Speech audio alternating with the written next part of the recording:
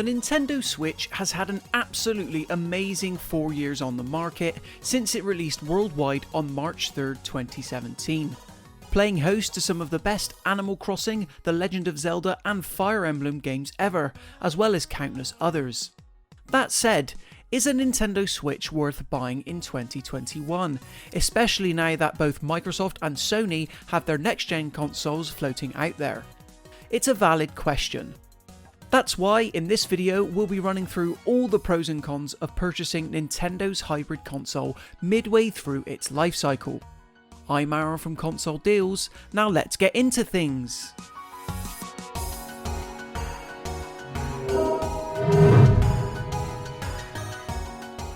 It should go without saying that Nintendo makes some of the best family-friendly games out there.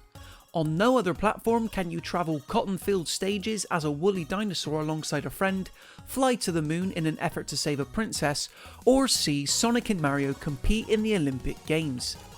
There's simply an energy and carefree quality to most Nintendo exclusive games that isn't present in more mature gaming platforms.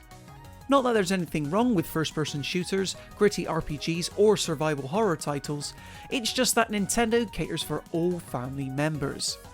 If you're a parent wanting to play a video game with your son or daughter by your side, a Nintendo Switch is still well worth buying. As well as AAA smash hits, the Nintendo Switch has quickly become the home for critically acclaimed indie games. Thanks to the magic of the Nintendo eShop's digital library, it's incredibly easy for smaller developers to release their games on Switch and have it get noticed by a large audience of players. It's the primary reason why such indies as Hades and Golf Story release on the Nintendo Switch before any other console platform. Outside of PC, the Nintendo Switch is the best platform to play on for players who enjoy smaller, more experimental indie games. It's not just indie games you'll find on the Nintendo Switch's eShop, but they are a large part of what makes this console ecosystem so great. Browsing the online store every week or so is definitely a worthwhile habit too, because there's always something new to play that isn't available on UK store shelves as a physical copy. Only very high profile indie games can be picked up as a box, so be sure not to discount buying digitally if you want to benefit from countless many indie games on Nintendo Switch. The PlayStation 5 and Xbox Series X may have recently released, but one cool feature of the Nintendo Switch that neither contain is the ability to play in two ways. Nintendo's console is a hybrid in that you can set it in the dock to play on a television in the traditional manner.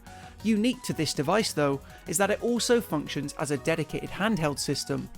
This means you can play a Nintendo Switch game however, wherever and whatever way you like, taking it with you on a commute or for a cozy nighttime gaming session after settling up in bed. Nowhere else can you play games as big as The Legend of Zelda Breath of the Wild, The Elder Scrolls V Skyrim or The Witcher 3 Wild Hunt portably on the go. This alone is one of the biggest reasons to buy a Nintendo Switch in 2021, as it simply offers you a lot more flexibility when it comes to how you're able to play these games. 4 years might seem like a long time considering that it was around this time that the Nintendo Wii U started faltering. The Nintendo Switch ecosystem, however, is healthier than it's ever been, with new first-party exclusives and third-party games still scheduled to launch on the console for the indefinite future.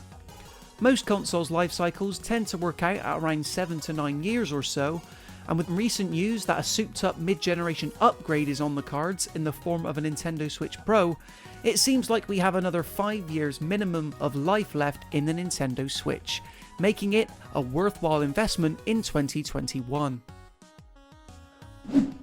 While other console platforms seem to be paying more and more attention on multiplayer experiences online, the Nintendo Switch is built around the idea of co-op. We know this because every console comes with two controllers right out of the box in the form of Joy-Con, which can be broken off and passed around at any time to let you and friends play together. Popular Nintendo Switch games that support this include Mario Kart 8 Deluxe, Splatoon 2, and even Diablo 3 Ultimate Edition.